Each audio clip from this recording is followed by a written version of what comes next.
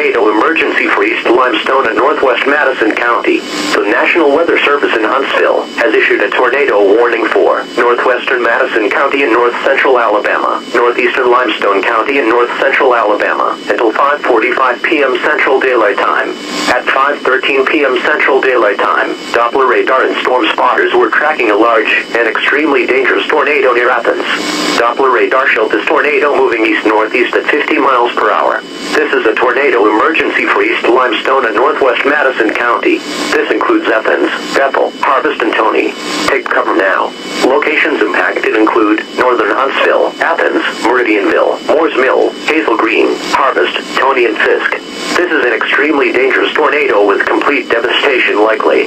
You could be killed, if not underground, or in a tornado shelter. Do not delay. Seek shelter now. If no underground shelter is available, seek shelter in an interior room of the lowest level of the structure, or if time allows, consider moving to an underground shelter elsewhere.